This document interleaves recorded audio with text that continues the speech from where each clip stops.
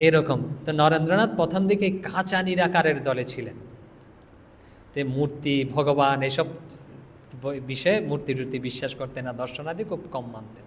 তো তিনি এসব বিষয়ে শ্রীরামকৃষ্ণকে একদিন বলছেন যে আরে মশাই, এইসব হচ্ছে অন্ধবিশ্বাস, এই যে আপনি বলছেন এসব হচ্ছে অন্ধবিশ্বাস। এখন শ্রীরামকৃষ্ণ বলছেন খুব সুন্দর কথা, বলছে আচ্ছা বিশ্বাসটা কাকে বলে আমাকে একটু বুঝিয়ে দিতে পারিস, তুই তো অনেক বুদ্ধিমান, অনেক কিছু বুঝাতে পারিস, এই বিশ্বাসটা কাকে বলে আমাকে একটু বুঝাতে পারিস। বলছে বিশ্বাসের তো সবটাই অন্ধ। শ্রীরামকৃষ্ণ বলছেন বিশ্বাসের সবটাই অন্ধ। বিশ্বাসের আবার চোখ কি? হয় বল বিশ্বাস আর নয় বল জ্ঞান। তা নয়, বিশ্বাসের ভেতর আবার কতগুলো অন্ধ, আবার কতগুলো চোখ আছে, এ আবার কীরকম?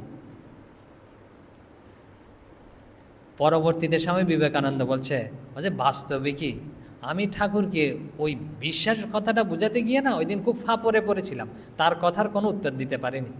এত বড় যুক্তিবাদী, সবার কথা কেঁদে দেবে, কিন্তু ঠাকুর যে এই কথা বলেছে তার কোনো উত্তর দিতে পারেনি। বলছে বিশ্বাসের আবার কতগুলো চোখ আছে, আবার কতগুলো চোখ ছাড়া, এরকম হয় কি? বিশ্বাস হচ্ছে পুরাটাই অন্ধ, আর না হলে বলবি বিশ্বাস, না হলে বলবি জ্ঞান।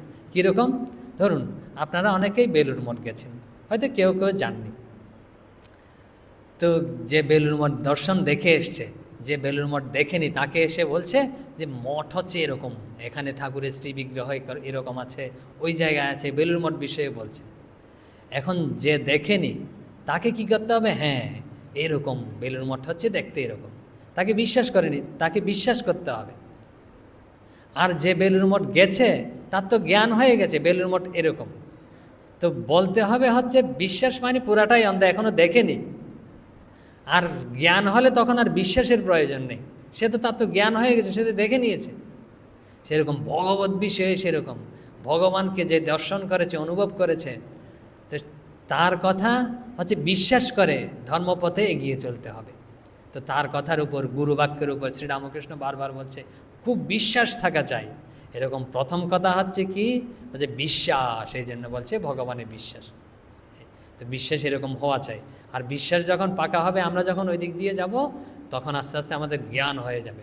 তখন আর বিশ্বাসের না, আমি দেখেছি, আর বিশ্বাস হচ্ছে যদি আপনি ওইটা বিশ্বাস করেন, আমি এসব বিশ্বাস করি না, কেন আমি দেখে এসেছি, বিশ্বাসের আর প্রয়োজন কি? বিশ্বাসের প্রয়োজন নেই। এখন তো গীতায় ভগবান বলছে সংশয় আত্মা বিনশ্যতি, যার এরকম সংশয় আসে না, যে সে বিনাশপ্রাপ্ত হবে, তার কখনো উন্নতি হবে না।